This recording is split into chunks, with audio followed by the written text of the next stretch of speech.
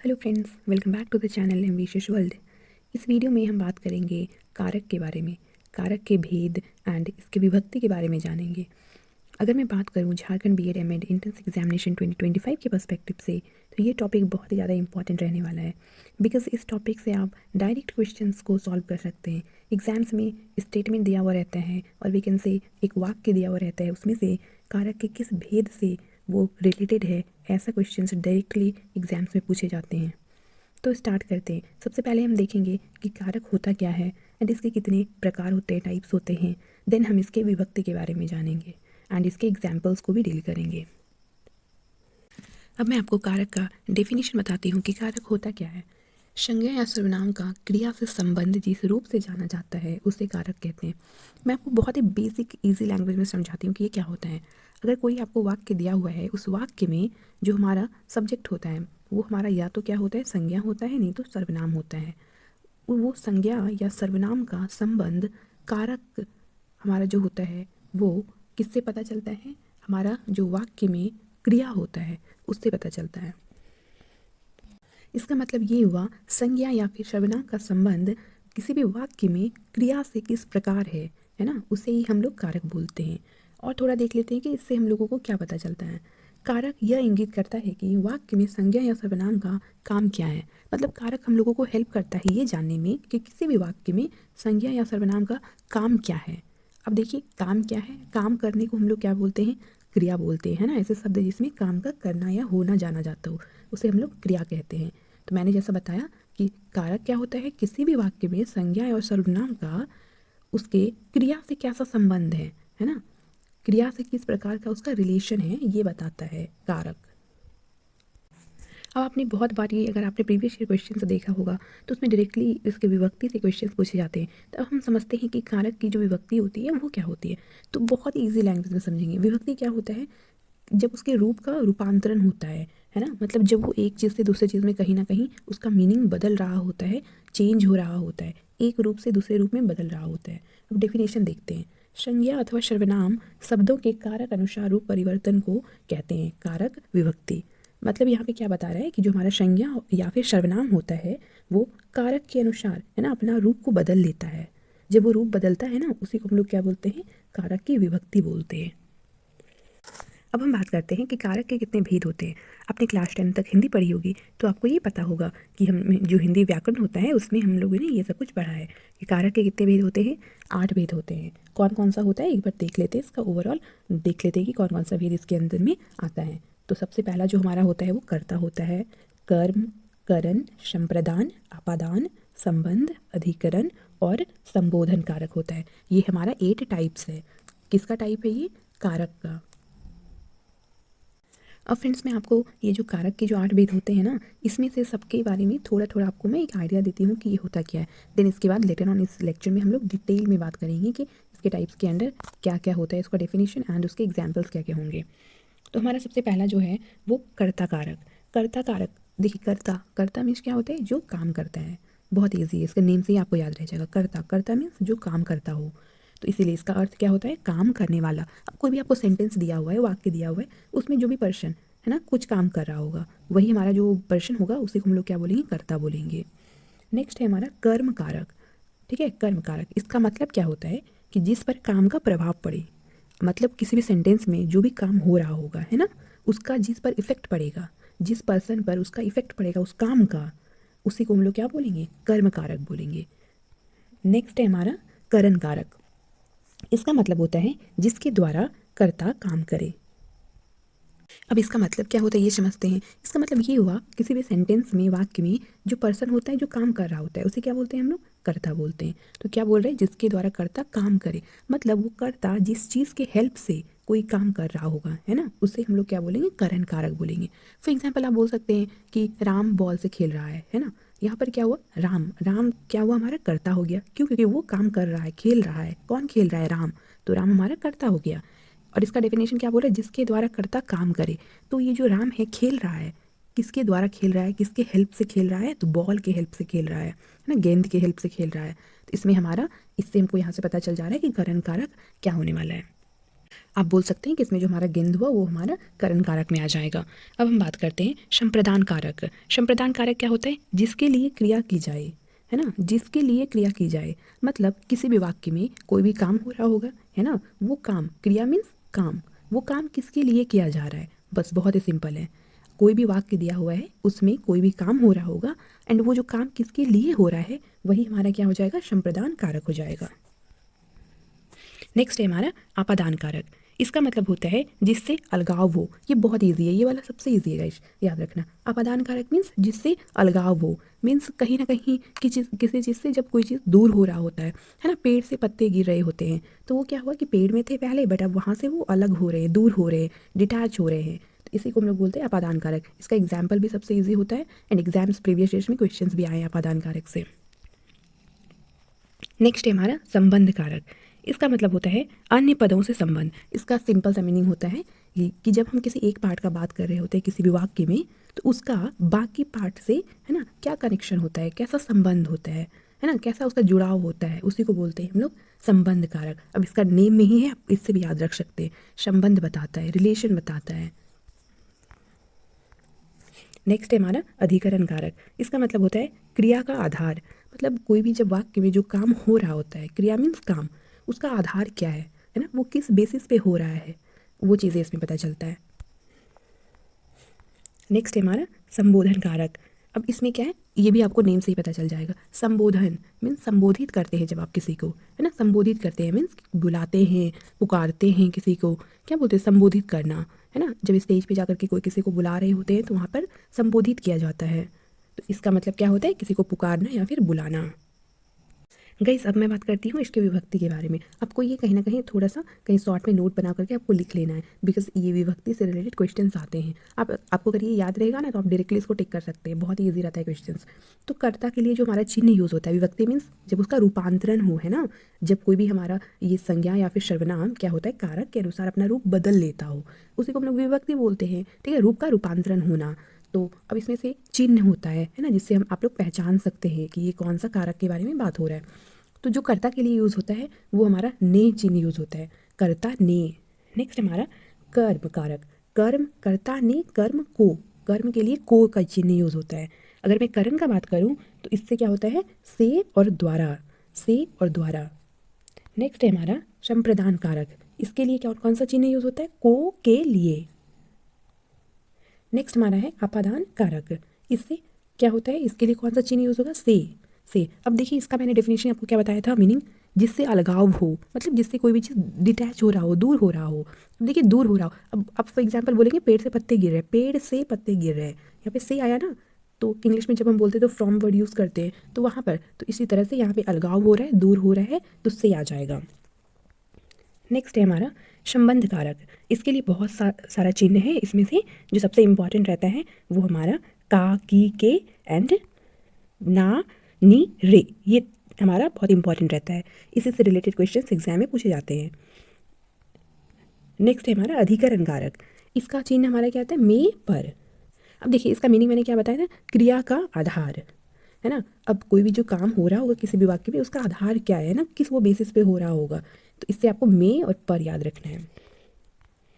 Next हमारा संबोधन कारक। संबोधन, किसी को आप संबोधित करते हैं, इस तरह से याद रखेंगे, किसी को बुलाते हैं, पुकारते हैं, है ना। तो अब क्या बोलेंगे, इसके लिए जो हमारा चिन्ह यूज होगा वो हे यूज़ होगा, अरे यूज़ होगा, है ना, और क्या होता है, अजी यूज़ होता है। इसमें से जो तीनों में से जो सबसे इंपॉर्टेंट है वो हे और अरे आप याद रखेंगे। गाइस अब हम सारे जो प्रकार होते हैं क्या कारक के, उसके बारे में हम लोग डिटेल में स्टडी करते हैं।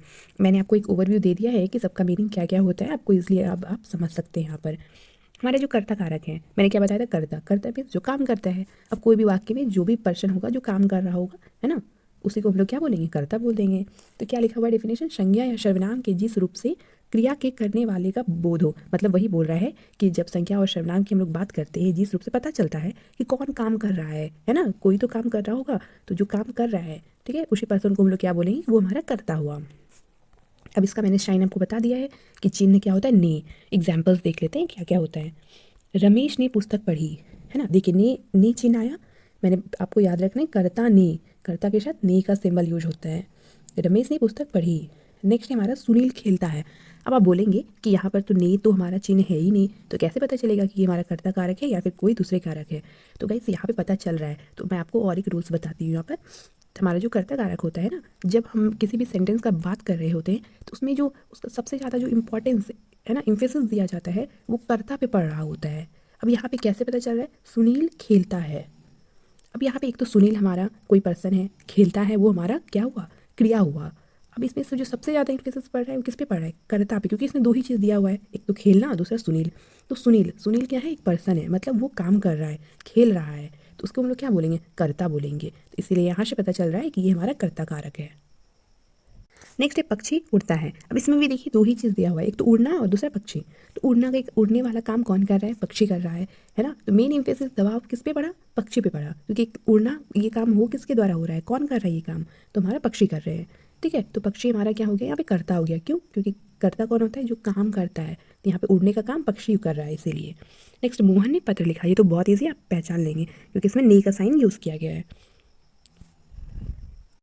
गाइस नेक्स्ट टाइप है हमारा कर्म कारक। मैंने जैसा कि बताया आपको पहले, कर्म कारक क्या होता है कि मतलब संज्ञा या सर्वनाम के जिस रूप पर है ना कर्ता का प्रभाव पड़े, मतलब कोई भी सेंटेंस दिया हुआ है उसमें कोई काम हो रहा होगा, उस काम का इफेक्ट जिस पर्सन पे पड़ेगा है ना, उसी को हम लोग क्या बोलेंगे बताइए, कर्म कारक बोलेंगे। अब एग्जाम्पल देख लेते हैं। उससे पहले इसका सिंबल हमारा क्या था, चिन्ह क्या था, कर्ता के साथ ने कर्म को लगता है, ठीक है, कर्म को।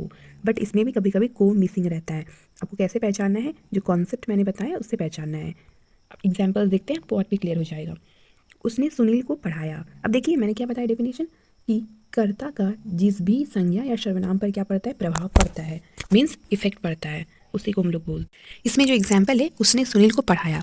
अब इसमें क्रिया क्या है हमारा, पढ़ाना है ना, पढ़ाना हमारा क्रिया हुआ। अब इस क्रिया का प्रभाव किस पर पड़ेगा, ये बताइए किस पर इसका प्रभाव पड़ेगा, तो हमारा सुनील पर पड़ेगा है ना, क्योंकि सुनील को पढ़ाया जा रहा है। अब उस पर ही तो इफेक्ट देखने को मिलेगा ना, उसका नॉलेज बढ़ेगा एंड उस पर और भी बहुत सारी चीज़ें बदलाव आएंगे। तो ये किसका प्रभाव पड़ा, पढ़ाना का प्रभाव पड़ा सुनील पर, है ना। तो प्रभाव जिस पर पड़ता है वही हमारा कर्म कारक होता है।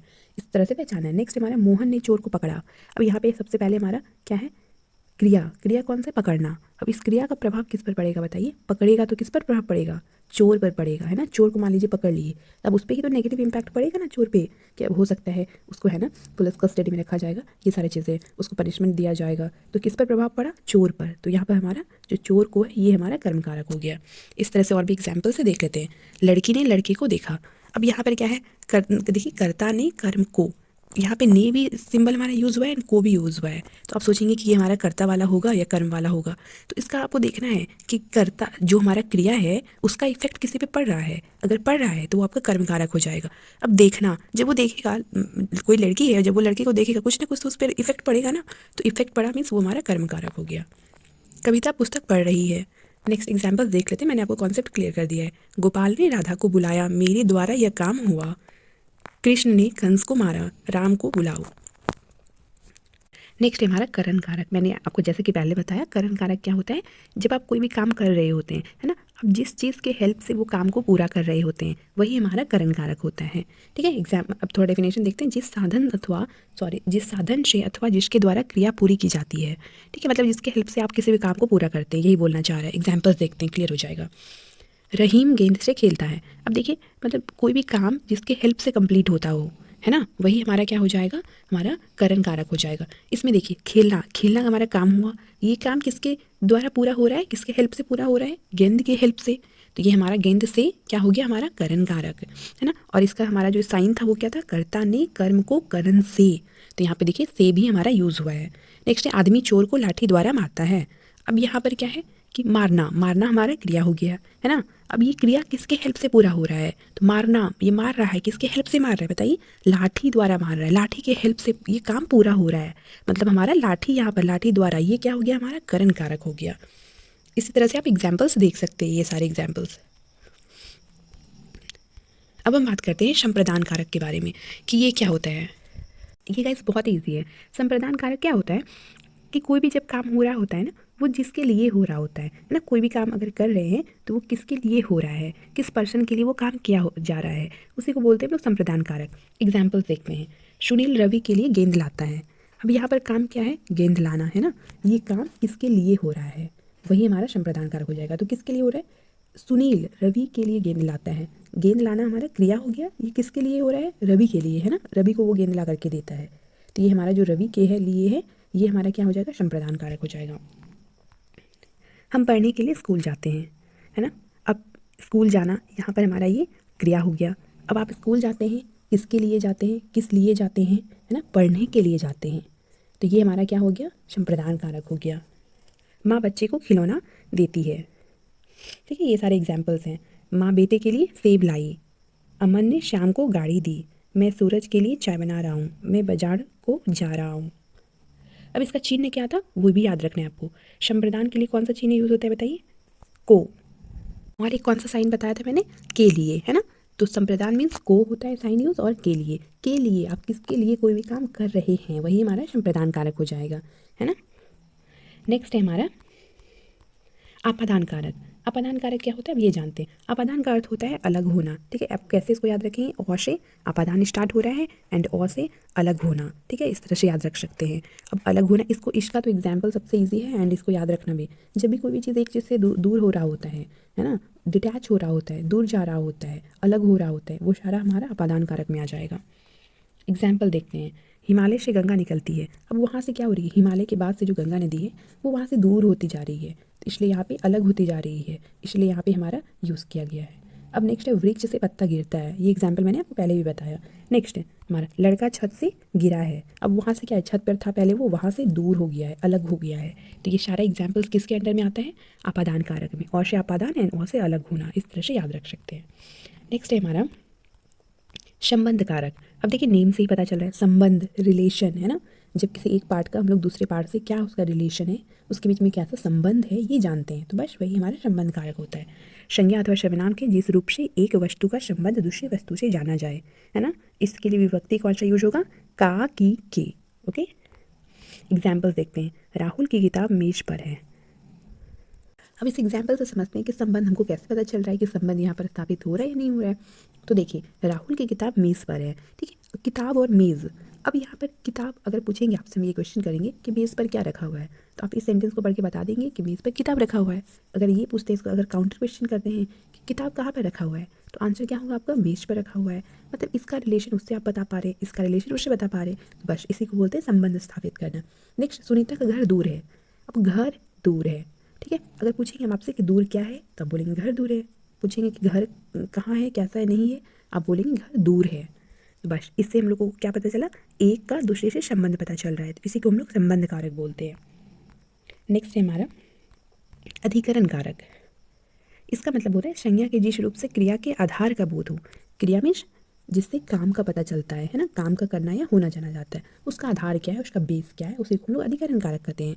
इसका मैंने आपको बताया था कि इसका ये विभक्ति क्या होता है हमारा, में होता है और पर होता है, ये दोनों होता है। एग्जाम्पल्स देखते हैं। घर पर माँ है ना, घर पर माँ है, घोंसले में चिड़िया है। अब हम आपको समझाऊंगी कि कैसे पता चलेगा कि एग्जाम्पल को देख के कि ये अधिकरण का है। सड़क पर गाड़ी खड़ी है। गाइस इसको पहचानने का ना दो तरीका है। एक तो इसका जो विभक्ति होता है वो में होता है और पर होता है। देखिए इसमें में और पर दोनों यूज़ किया गया है। घर पर, घोंसले में, सड़क पर। अच्छा ठीक है, अगर मान लीजिए ये विभक्ति अगर नहीं यूज होता तो आप कैसे पहचानते, तो बस आपका मैंने इसका डेफिनेशन क्या बताया कि क्रिया का आधार है ना, क्रिया का आधार क्या है। तो जब भी गाइस अधिकरण का अगर हम लोग बात करेंगे तो ये किसी न किसी जगह, प्लेस के बारे में आपको बताएगा, ठीक है। क्रिया का आधार क्या है, मतलब कोई भी काम कहाँ पर हो रहा है ना, तो कहाँ पर हो रहा है मतलब कोई जगह में हो रहा होगा, तो कोई प्लेस में हो रहा होगा। तो देखिए सारे एग्जाम्पल्स में ही जगह का यूज़ किया गया है। सड़क पर, घोंसले में, घर पर, तो आपको ऐसे याद रखना है अधिकरण वाले में किसी न किसी प्लेस के बारे में बात हो रहा होगा। एंड में और पर से आप पता कर लेंगे। कैसे हमारा लास्ट है अब संबोधन, है ना। संबोधन में संबोधित करना, किसी को आप बुला रहे हैं, पुकार रहे हैं, तो वो सारा चीज़ इसके अंदर में आ जाएगा। इसमें मैंने आपको सिंबल क्या क्या बताया था, हे और अरे जो है ये सबसे फेमस है ना, ये दोनों आपको याद रखना है, हे अरे। एग्जाम्पल्स को देखते हैं, आपको और भी क्लियर हो जाएगा। इसके अंडर में एग्जाम्पल्स आते हैं, हे और अरे देखिए, है ना। हे गोपाल यहाँ आओ। नेक्स्ट है हे राम यह क्या हो गया, है ना। जब एक सरप्राइजिंग एलिमेंट के बारे में बात करते होते हैं, जब किसी चौंकने वाली चीज़ के बारे में बात करते हैं, तो वो सारे जो एग्जाम्पल्स हैं आपका हे और अरे के साथ अगर है तो वो आपके किस में आ जाएगा, हमारा संबोधन में आ जाएगा। क्योंकि संबोधन में हमने क्या पढ़ा, हे अरे आता है एंड इसमें किसी भी किसी को बुलाने का बात हो रहा होता है, संबोधित करने का बात हो रहा होता है, पुकारने का बात हो रहा होता है। देखिए नेक्स्ट एग्जाम्पल है अरे भैया क्यों रो रहे हो। अब यहाँ पर क्या बोल रहा है कि इसमें क्या होता है, संबोधित करना, बुलाना है ना, पुकारना। यहाँ पे आप किसी से बात कर रहे हो ना, उसको बोल रहे हो, तो क्या हो रहा है कि यहाँ पे कहीं ना कहीं संबोधित हो रहा है, तो इसीलिए ये हमारा संबोधन कारक का एग्जाम्पल हो जाएगा। फिर अगर हम विभक्ति की बात करें तो आप सोचेंगे कि करण कारक और आपादान कारक दोनों में ही विभक्ति से यूज होता है ना। अगर दोनों में ही विभक्ति से यूज होता है तो हमें कैसे डिफरेंस पता चलेगा कि है ना, कि कौन सा एग्जाम्पल हमारा करण का है और कौन सा एग्जाम्पल हमारा आपादान का है। बट इसमें जो दोनों का मीनिंग होता है वो डिफरेंस होता है। ये मैंने जैसे कि आपको बताया है कि आपादान आपादान सबसे जो ईजी होता है इसमें हमारा आपादान होता है। आपादान में हमें क्या पता चलता है कि जब हम किसी भी चीज़ के बारे में अलगाव और दूर होने का बात करते हैं, है ना, पेड़ से, हिमालय से, है ना, छत से, दोनों में से यूज़ होता है। बट यहाँ पे अलगाव जब दूर हो रहा होगा कोई भी चीज़ किसी चीज़ से, तो वो हमारा आपादान में हो जाएगा। एंड नेक्स्ट हमारा इसमें क्या था, करण कारक। करण का मैंने क्या बताया था कि करण कारक से हमें क्या पता चलता है, बताइए। जिससे हमें पता चलता है कि कोई भी काम है ना किस चीज़ के हेल्प से हो रही है, कोई भी काम किस चीज़ के हेल्प से हो रही है, वो हमारा करण कारक में हो जाएगा, है ना। जैसे राम गेंद से खेल रहा है, खेल रहा है, ये काम हुआ, लेकिन किसके हेल्प से ये काम हो रहा है, गेंद के हेल्प से वो खेल रहा है, तो ये हमारा करण कारक हो गया गेंद से।